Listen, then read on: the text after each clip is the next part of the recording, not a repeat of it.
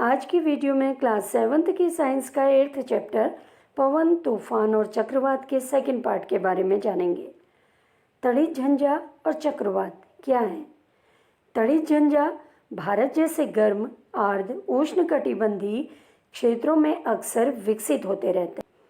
ताप में वृद्धि के कारण ऊपर की ओर उठती हुई पवन प्रबल हो जाती है। पवन वायु में पहले से विद्यमान जल बूंदों को अपने साथ ऊपर की ओर ले जाती है, जहां ताप कम होने के कारण वो जम जाती है और फिर से नीचे की ओर गिरने लगती हैं। गिरती हुई जल की बूंदें और तीव्र वेग से ऊपर उठती हुई वायु की परस्पर क्रिया से बिजली कौंधती है, जिससे ध्वनि उत्पन्न होती है। इसी घटना को हम तड़ित झंझावात कहते हैं। तो तड़ित झंझावात की घटना क्यों होती है? जब गिरती हुई जल की बूंदें और तीव्र वेग से ऊपर उठती हुई वायु की आपस में क्रिया होती है तो बिजली कौंधती है, उससे तेज आवाज उत्पन्न होती है और यही घटना तड़ित झंझावात कहलाती है। तो ये भारत देश जैसे गर्म आर्द्र देश में ये अक्सर होते रहती है ये घटना। यदि झंझा के साथ तड़ित या बिजली भी गिरे तो उसे तड़ित झंझावात कहते हैं। इसके लिए हमें क्या क्या सावधानी रखनी चाहिए? देखिए, पहला, किसी ऐसे वृक्ष के नीचे आश्रय न लें जो अलग थलग हो। यदि आप वन में हो तो किसी छोटे वृक्ष के नीचे आश्रय लें। खुली जमीन पर नहीं लेटना चाहिए। दूसरा, धातु की डंडी वाले छाते का उपयोग नहीं करना चाहिए, क्योंकि धातु ऊष्मा की सुचालक होती है, विद्युत की सुचालक होती है। खिड़की के निकट न बैठें। खुले गैराज, भंडारण शेड, धात्विक चादरों की छत वाले शेड आदि आश्रय लेने के लिए उपयुक्त स्थान नहीं होते हैं। कार अथवा बस आश्रय लेने के लिए सुरक्षित स्थान है। यदि कोई व्यक्ति जल में है तो उसे बाहर निकलकर किसी इमारत में चले जाना चाहिए। अब तड़ित झंझा कैसे चक्रवात बन जाता है? जल को द्रव से वाष्प में परिवर्तित करने के लिए ऊष्मा की आवश्यकता होती है। बादल के बनने से पहले जल वायुमंडल से ऊष्मा लेकर वाष्प में बदल जाता है। जब जल वाष्प वर्षा की बूंदों के रूप में फिर से द्रव के रूप में परिवर्तित होती है तो यह ऊष्मा वायुमंडल में निर्मुक्त हो जाती है। निर्मुक्त होने वाली ऊष्मा से आसपास की वायु गर्म हो जाती है। इस प्रकार गर्म वायु ऊपर की ओर उठती है, जिससे वायु दाब कम हो जाता है, जिसके फलस्वरूप तड़ित झंझा के केंद्र की ओर उच्च वेग की अधिक वायु गति करने लगती है। इस चक्र की पुनरावृत्ति अनेक बार होती रहती है। घटनाओं की इस श्रृंखला का अंत बहुत ही निम्न दाब के एक ऐसे तंत्र के निर्माण के साथ होता है जिसके चारों ओर उच्च वेग की वायु की अनेक परतें कुंडली के रूप में घूमती रहती हैं। मौसम की इस स्थिति को हम चक्रवात कहते हैं। वायु वेग और वायु दिशा चक्रवात के तापमान और आर्द्रता में वृद्धि करने वाले कुछ कारक होते हैं। अब चक्रवात की संरचना कैसी होती है? देखिए, किसी चक्रवात का केंद्र एक शांत क्षेत्र होता है। इसे झंझा का नेत्र कहते हैं। कोई विशाल चक्रवात वायुमंडल में वायु का तेजी से घूर्णन करता पिंड होता है, जो पृथ्वी तल से 10 से 15 किलोमीटर की ऊंचाई पर स्थित होता है। चक्रवात के नेत्र का व्यास 10 से 30 किलोमीटर तक होता है। यह बादलों से मुक्त क्षेत्र है। इसमें पवन का वेग न्यून होता है। इस शांत और स्पष्ट नेत्र के इर्द गिर्द लगभग 150 किलोमीटर माप का बादल का क्षेत्र होता है। इस क्षेत्र में उच्च वेग की पवन और सघन वर्षा वाले घने बादल होते हैं। पवन का वेग कितना होता है? 150 से 250 किलोमीटर प्रति घंटा। इस क्षेत्र से परे पवन वेग क्रमशः कम होता जाता है। चक्रवातों की उत्पत्ति का प्रक्रम अत्यधिक जटिल होता है। तो इस तरह से चक्रवात का केंद्र एक शांत क्षेत्र है जिसे झंझा का नेत्र कहते हैं, और इसका व्यास कितना होता है? 10 से 30 किलोमीटर तक होता है। अब देखिए चक्रवात का निर्माण कैसे होता है। यहाँ पे चित्र दिया हुआ है। चित्र में देखिए, इसमें नाम दिए हुए हैं, ध्यान से देखते जाइए इसमें। अब इसमें देखिए, ये चक्रवात का केंद्र है जिसे नेत्र कहते हैं। ये शांत क्षेत्र है। यहाँ पे धारा प्रवाह दिखा रखा है। ये एरो जिस दिशा में है यहाँ पे धारा प्रवाह दिखा रखा है। अब यहाँ पे दिखाया हुआ है, देखिए झंझा क्रमिक रूप से बढ़ते हुए। किस तरह से क्रमिक रूप से बढ़ रहा है ये दिखाया हुआ है चित्र के माध्यम से। और यहाँ पे झंझा क्रमिक रूप से घटते हुए क्रम में नीचे दिखाया है। और यहाँ पे देखिए किनारे पे चक्रवात के गति करने की दिशा यहाँ पे दिखाई हुई है एरो के द्वारा। ऊपर नीचे जाती हुई वायु को दर्शा रहा है। ये नीचे जाती हुई वायु यहाँ पे दिख रही है।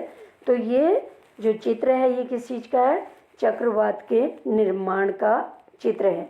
और जो मध्य का या केंद्र है वो नेत्र कहलाता है। चक्रवात के नेत्र का प्रतिबिंब ये सैटेलाइट से लिया गया है। इसके बीच का जो क्षेत्र है ये शांत क्षेत्र है।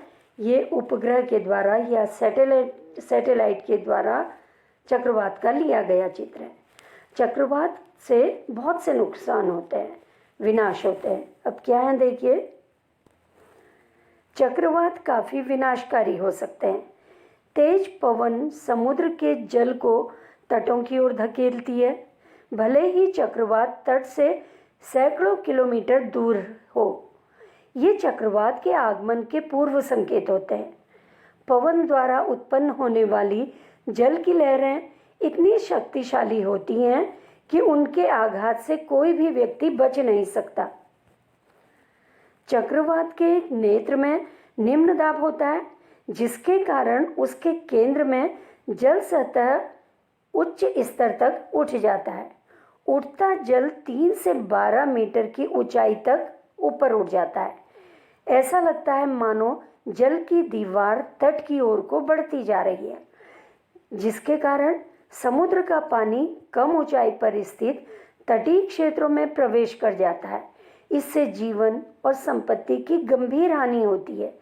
यह पानी मृदा की उर्वरता को भी कम कर देता है, क्योंकि अपने साथ ही क्या करता है, मिट्टी की जो उर्वरता है या जो उपजाऊपन है उसको बहा ले जाता है।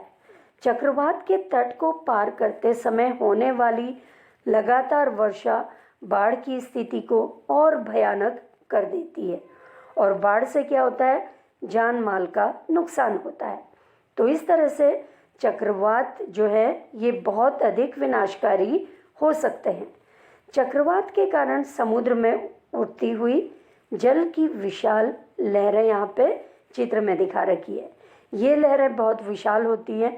तट की ओर को जब ये लहरें आती हैं ऐसा लगता है जैसे कि पानी की दीवार ही तट की ओर को आ रही है। अब यहाँ पे देखिए ये चित्र दिया हुआ है। चक्रवात को अलग अलग जगह अलग अलग नामों से जाना जाता है। कहीं इसको हरिकेन कहा जाता है, कहीं टाइफून के नाम से इसको जाना जाता है।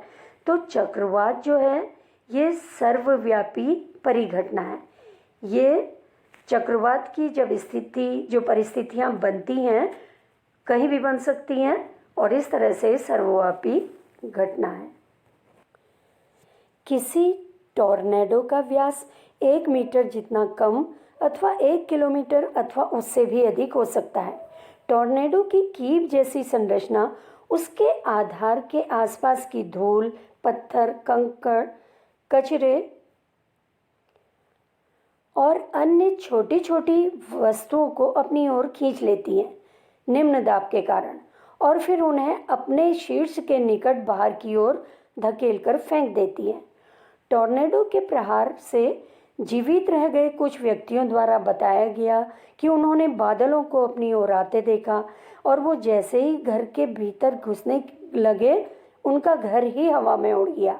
तूफान के बाद खेतों में कचरा हो गया। टूटे हुए बोर्ड, वृक्षों की शाखाओं के साथ साथ मुर्गियों के चूजे, मुर्गियों और खरगोशों के मृत शरीर देखने को मिले। जिन्हें देखकर ऐसा लग रहा था जैसे किसी ने उनके शरीर से उनकी खाल उतार दी हो। टॉर्नेडो से बचाव के लिए क्या करते हैं?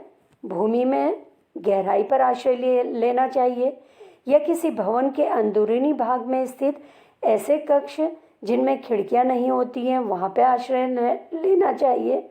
और यदि ऐसे आश्रय उपलब्ध न हो तो टॉर्नेडो के बचाव के लिए खिड़कियों को बंद करके किसी मेज, बेंच आदि के नीचे आश्रय लेना बेहतर रहता है। इन स्थानों में कचरा आसानी से नहीं पहुंचता है। बचाव के लिए क्या कर सकते हैं? व्यक्तियों को घुटनों के बल नीचे झुककर अपनी बाहों को अपने सिर और गर्दन के चारों ओर लपेट लेना चाहिए। उसे काफ़ी हद तक टॉर्नेडो से बचाव किया जा सकता है। यहाँ पे देखिए टॉर्नेडो से सुरक्षा की एक विधि दे रखी है। ये व्यक्ति घुटनों के बल झुक गया है और अपनी हाथों से उसने क्या करा है? गर्दन और सिर को लपेट लिया है। तो ये टॉर्नेडो से सुरक्षा की एक विधि है। जिस समय कोई आश्रय न मिले इस विधि को अपनाना चाहिए। चक्रवात अपने साथ अति उच्च वेग की पवन लाते हैं जो घरों, दूरभाष और अन्य संचार प्रणालियों, वृक्षों आदि को नुकसान पहुंचा सकती हैं। इससे जीवन और संपत्ति की अत्यधिक हानि होती है। टॉर्नेडो हमारे देश में अधिक नहीं आते। टॉर्नेडो गहरे रंग के कीपाकार बादल होते हैं। इनकी कीप जैसी संरचना आकाश से पृथ्वी तल की ओर आती हुई प्रतीत होती है। अधिकांश टॉर्नेडो कमजोर या निर्बल होते हैं, परंतु कोई विनाशकारी टॉर्नेडो लगभग 300 किलोमीटर प्रति घंटे के वेग से गति कर सकता है। टॉर्नेडो चक्रवातों के भीतर भी बन सकते हैं और वो और अधिक नुकसान पहुंचाते हैं। तो जब टॉर्नेडो अधिक वेग से गति करता है तो ये बहुत अधिक नुकसान पहुंचा सकता है। यहाँ पे दे रखा है, देखिए चित्र किसी टॉर्नेडो का ये चित्र दिया हुआ है। इसमें दिखा रखा है पूरा धूल का गुबार जैसा दिखा रखा है। एक कीप जैसी संरचना यहाँ पे दिख रही है। भारत की संपूर्ण तटरेखा विशेष रूप से पूर्वी तट चक्रवातों के लिए संवेदनशील है, जबकि भारत का पश्चिमी तट चक्रवातों की प्रबलता और आवृत्ति दोनों ही संदर्भ में अपेक्षाकृत कम संवेदनशील है। अब प्रभावी सुरक्षा उपाय। चक्रवात के दुष्प्रभावों को कम करने में निम्नलिखित व्यवस्थाएं सहायक हो सकती हैं। कौन कौन सी हैं? देखिए, पहला, सरकारी और सामाजिक स्तर पर व्यवस्था। दूसरा, चक्रवात पूर्वानुमान और चेतावनी सेवा। तीसरा, सरकारी संस्थाओं, समुद्र तटों, मछुआरों, जलपोतों और आम जनता को शीघ्रातिशीघ्र चेतावनी देने के लिए तीव्रगामी संचार व्यवस्था। चक्रवात संभावित क्षेत्रों में चक्रवात आश्रयों का निर्माण और लोगों को तेजी से सुरक्षित स्थानों पर पहुंचाने के लिए प्रशासनिक व्यवस्था। अगर ये सब व्यवस्था कर ली जाएगी तो इससे जान माल का नुकसान नहीं होगा। देखिए, आपको मालूम होगा पवन के वेग को मापने के लिए वायुमापी का इस्तेमाल किया जाता है। ये वायु चित्र में दिया हुआ है। ये वायुमापी अलग अलग तरह के होते हैं। आपने जगह जगह इनको लगे हुए देखा भी होगा। अब जनता क्या काम कर सकती है इस स्थिति में? देखिए, पहला, हमें मौसम विज्ञान विभाग द्वारा दूरदर्शन, रेडियो और समाचार पत्रों के माध्यम से प्रसारित की जाने वाली चेतावनियों को नज़रअंदाज नहीं करना चाहिए। हमें अनिवार्य घरेलू साज सामान, पालतू पशुओं और वाहनों आदि को सुरक्षित स्थानों पर पहुंचाने के लिए आवश्यक प्रबंध कर लेने चाहिए। जलमग्न सड़कों पर वाहन चलाने से बचना चाहिए क्योंकि बाढ़ से सड़कें क्षतिग्रस्त हो सकती हैं। सभी आपातकालीन सेवाओं जैसे पुलिस, अग्निशमन दल और चिकित्सा केंद्रों के टेलीफोन नंबर की सूची अपने साथ रखनी चाहिए। तो इस तरह से हम जनता के द्वारा ये किए जाने वाले कार्य हैं, या हम कह सकते हैं जो सरकार व्यवस्थाएं करती है जनता को उसमें पूरा सहयोग देना चाहिए। चक्रवात प्रभावित क्षेत्र में रहने वाले लोगों के लिए कुछ सावधानियां। कौन सी हैं देखिए।